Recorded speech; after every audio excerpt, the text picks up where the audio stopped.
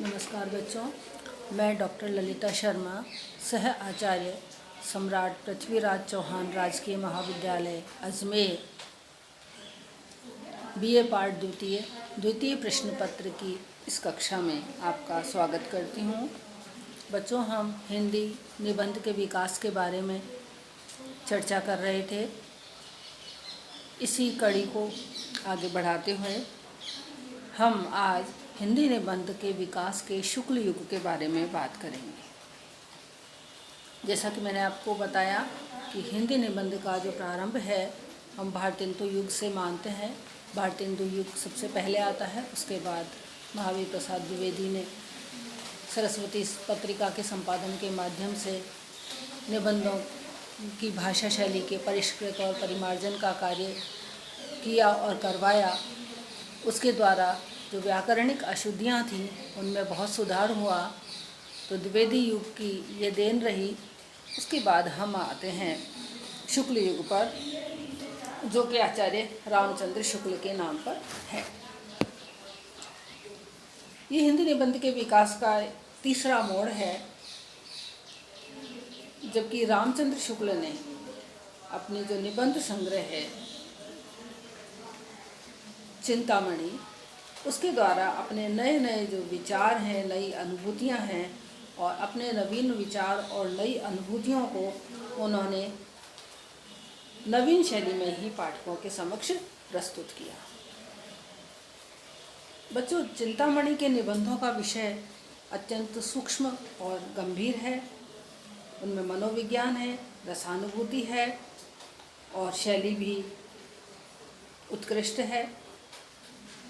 चिंतन की मौलिकता हमें उनमें देखने को मिलती है, गंभीर विवेचन है, सूक्ष्म विश्लेषण है और शैली की प्रौढ़ता भी हमें देखने को मिलती है।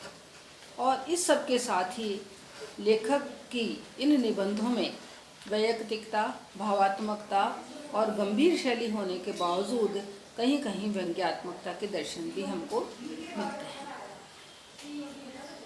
उनके निबंधों में व्यक्ति और विषय का ऐसा समन्वय है कि हम इस बात का निर्णय भी नहीं कर पाते कि उनके निबंधों को व्यक्ति प्रधान कहें या विषय प्रधान। उनके निबंधों के कुछ विषय जैसे श्रद्धा, लज्जा, ईर्ष्या, क्रोध, लोभ, इस तरह की जो मनोवृत्तियां हैं, मनुष्य की जो ये मनोवृत्तियां होती हैं, मनुष्य ईर्ष्या करता है, किसी के प्रति हमारे मन में श्रद्धा उत्पन्न होती है, लज्जा, क्रोध, लोभ, ये जो मनोवृत्तियां हैं, मनोविकार हैं, मन की भावनाएं हैं, उन सब का विश्लेषण उन्होंने अत्यंत सूक्ष्म दृष्टि से किया है। इससे उनकी जो मनोवैज्ञानिकता है उसके हमें दर्शन में होते हैं।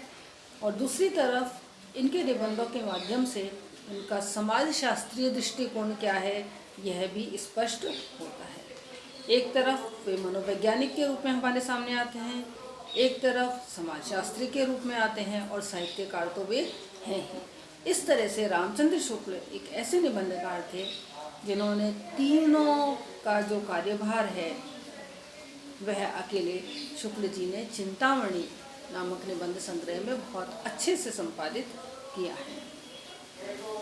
उनके साहित्यिक और आलोचनात्मक निबंधों की यदि हम बात करें तो उनके निबंधों में जैसे कविता क्या है, साधारणीकरण और व्यक्ति वैचित्र्यवाद, रसात्मक बोध के विविध रूप, काव्य में लोक मंगल की साधना अवस्था आदि जो निबंध हैं, उनके माध्यम से हमें उनकी जो आलोचनात्मक प्रवृत्ति है, उनकी जो सूक्ष्म दृष्टि है, किसी भी चीज़ को पूरी तरह से उसके गुण दोषों का विवेचन करना, ये सब बातें हमें उनके इन निबंधों में देखने को मिलती हैं।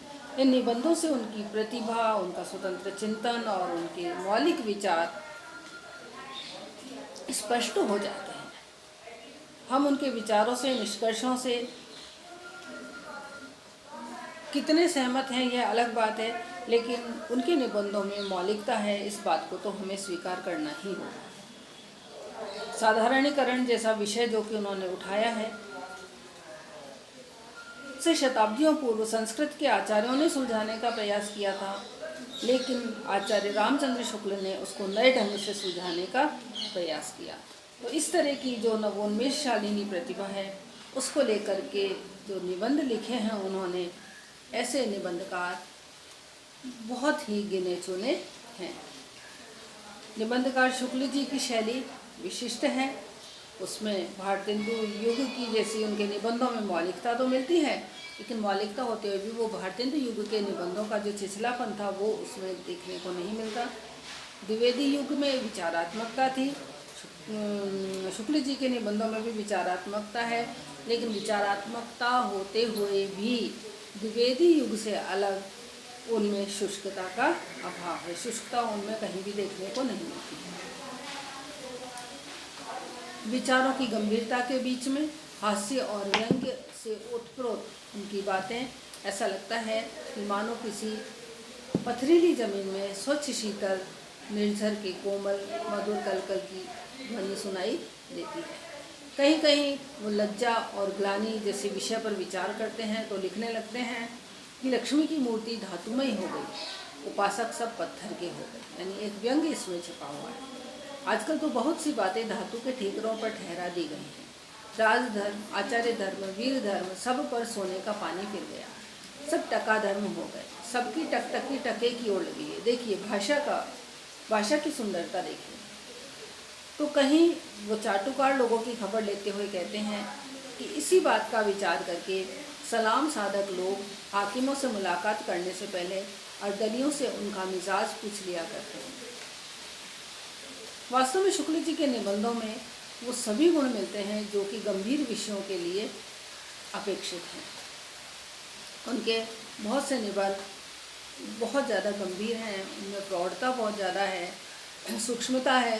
तो कई बार वो साधारण पाठक के लिए थोड़े दुरूह अवश्य हो जाते हैं, लेकिन निश्चित बात है कि उनके निबंधों में विचार, शैली सभी का अद्भुत समन्वय है, अद्भुत सामंजस्य है, और इस दृष्टि से उनके निबंध अत्यंत उत्कृष्ट कोटि के हैं। शुक्ल युग के अन्य निबंधकारों की यदि हम बात करें तो डॉक्टर गुलाब राय, पद्मलाल पुन्नालाल बख्शी, माखनलाल चतुर्वेदी, योगी हरि, राय कृष्णदास, वासुदेव शरण अग्रवाल, शांति प्रिय द्विवेदी आदि नाम हम ले सकते हैं। गुलाब राय जी के निबंध संग्रहों में फिर निराशा क्यों, मेरी असफलताएं, ये लोकप्रिय हैं। इनके निबंधों की इनके जो निबंध हैं उनमें इनके व्यक्तित्व की सरलता हमें देखने को मिलती है, इनकी अनुभूतियाँ उसमें मिली हुई हैं, इनके जो स्पष्ट विचार हैं और सुबोध शैली है उसके दर्शन भी हमें इनके निबंधों में देखने को मिलते हैं। मेरी असफलताएं शीर्षक से जो इन्होंने निबंध संग्रह इनका है उसमें इन्होंने वैयक्तिक विषयों को बहुत ही रोचक ढंग से प्रस्तुत किया है। इनके निबंधों में भी व्यंग्य स्थान स्थान पर मिलता है, लेकिन उसका लक्ष्य वे स्वयं होते हैं। ज़्यादातर व्यंग्य में हम ये देखते हैं कि व्यंग्य में उसका लक्ष्य कोई और होता है, लेकिन इनके निबंधों की एक खासियत है तो उनके व्यंग्य में लक्ष्य कोई और नहीं बल्कि वे स्वयं होते हैं। उनके निबंध संग्रह जैसे मेरी दैनिकी का एक पृष्ठ, उसकी उनके निबंध का ये जो मेरी दैनिकी का एक पृष्ठ जो निबंध है उसकी कुछ पंक्ति देखिए। खैर आजकल उस भैंस का दूध कम हो जाने पर भी और अपने मित्रों को छाछ भी पिला न सकने की विवशता के होते हुए भी उसके लिए भूसा लाना अनिवार्य हो जाता है।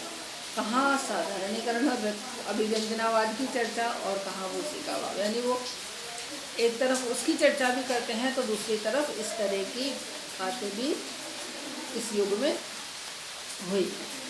भूसा खरीदकर मुझे भी गधे के पीछे ऐसे चलना पड़ता है जैसे बहुत से लोग अकल के पीछे लाठी लेकर चलते हैं, लेकिन मुझे गधे के पीछे चलने में उतना आनंद आता है जितना कि पलायनवादी को जीवन से भागने में। आचार्य जी ने अपने अनेक निबंधों में साहित्य और मनोविज्ञान की बहुत सी समस्याओं के समाधान प्रस्तुत किए हैं। बख्शी, पद्मलाल पुन्नालाल बख्शी के जो निबंध हैं उनमें मौलिक विचार हमें देखने को मिलते हैं और नवीन शैली भी हमें उसमें देखने को मिलती है। इनके निबंधों के विषय जैसे रामलला पंडित, उत्सव, नाम, समाज सेवा, विज्ञान आदि हैं। उनकी शैली में विशिष्टता हमें देखने को मिलती है, जो कि हमें और कहीं भी देखने को नहीं मिलती है। राय कृष्णदास, योगी हरि, शांतिप्रिय द्विवेदी आदि के निबंधों में विचारों की अपेक्षा निजी अनुभूतियों और भावनाओं की अभिव्यक्ति ज़्यादा हुई। वास्तव में हिंदी में भावात्मक निबंधों या गद्य काव्य के सुंदर जो उदाहरण प्रस्तुत करने का श्रेय है वो इन्हीं लेखकों को है।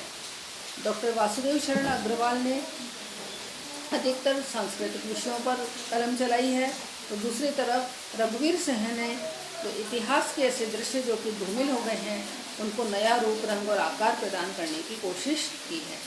तो इन सभी इस युग के जितने भी निबंधकार हैं उन सब की शैली में अपनी अलग अलग विशेषताएं हमें देखने को मिलती हैं। इस तरह से संक्षेप में हम कह सकते हैं कि शुक्ल युग के निबंधों में विषय के क्षेत्र में, विचारों के क्षेत्र में बहुत ज़्यादा गंभीरता आई, सूक्ष्मता आई।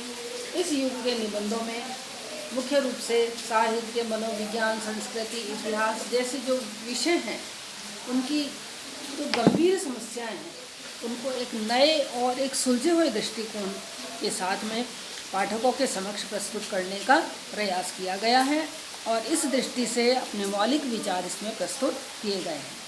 और इसके साथ ही इस युग के निबंधकारों ने अपनी निजी अनुभूतियों और भावनाओं का प्रकाशन भी निबंधों के माध्यम से किया है। भाषा शैली की दृष्टि से और विचारों की दृष्टि से जो शुक्ल युग है उसका जो निबंध साहित्य है वो हमको बहुत ही विकसित और प्रौढ़ और समृद्ध देखने को मिलता है। तो बच्चों, आज के लिए बस इतना ही।